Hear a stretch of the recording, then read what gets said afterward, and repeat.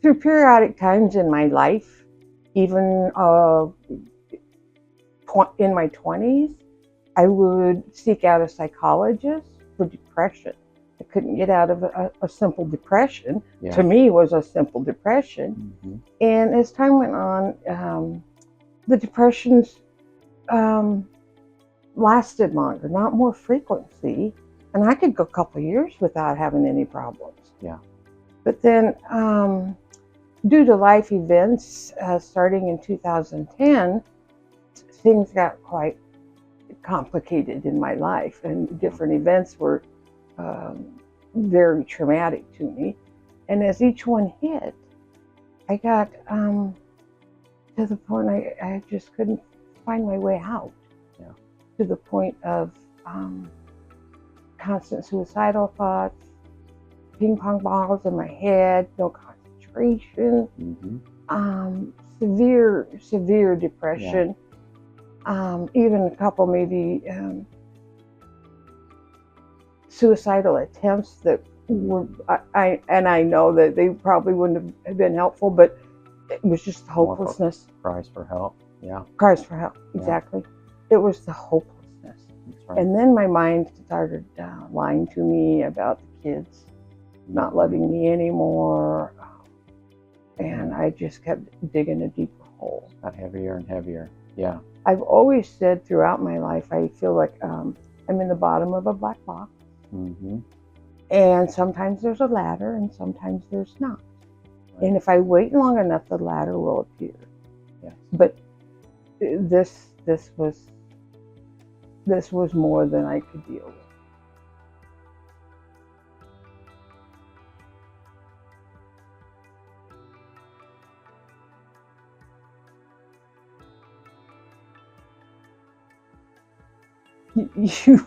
You were the first one that finally said, you have bipolar 1. Mm. And I said, how do you know that? Mm. And you gave me the reason, because it's the medication that I had a reaction to. And I went, oh, well, I didn't know what to feel, but I now know that was the right track. And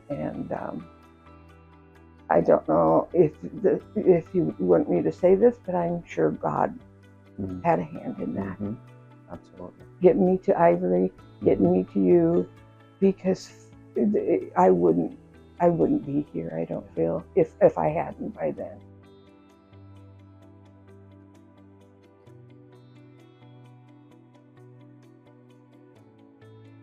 Tell us what you were thinking when kind of going through all that, when you first heard about it, and then also when maybe up to when you had your first treatment. What was all that?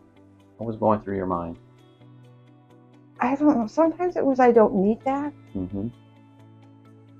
And then other times it was, something's got to change. I'm not going to make this.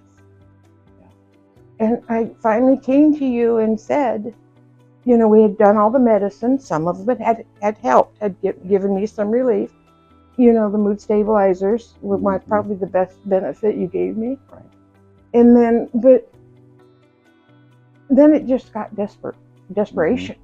I think I came to you and said, okay, I'm ready for ECT. I'm ready for anything. Yeah. I can't live like this anymore.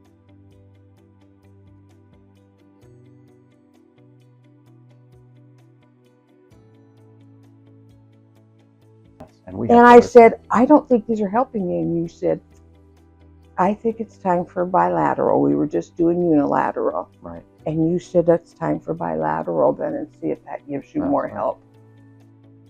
And I think it was after a couple bilaterals, I woke up the next morning after my ECT, doctor, and it was like I was me.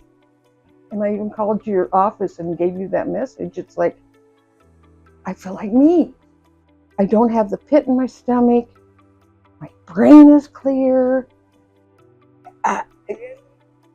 And I had hope for the first time in a long time. Beautiful. And Amazing. Yeah.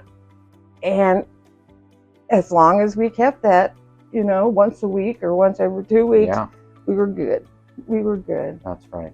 And just to explain, we start off with right unilateral ECT. We just stimulate on one side of the brain, and then if we're not getting any results there, we'll start off and just stimulate on both sides of the brain, and that's bilateral ECT, just to explain that a little bit. Mm-hmm. It sounds like you responded very well to the bilateral ECT. Oh, very much so. So tell us now, Laurie, what is life like today?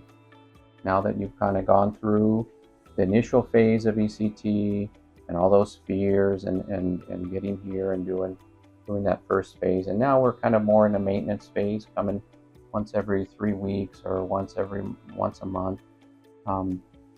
What is life like now? I like my life. I'm finally,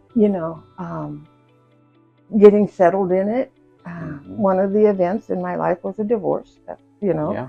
and it is a whole new way of life for me. That's right. And it was many, many years of marriage. And but I like it. That getting used to that too is not fun, Right. but not easy. But yeah, I hope I can get back to wanting to go places more.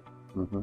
But right now, because of the help I've gotten from you and my therapist and ECT and the meds, Yeah. I'm surviving. The place where they do the ECTs at Emmanuel Hospital, the staff here is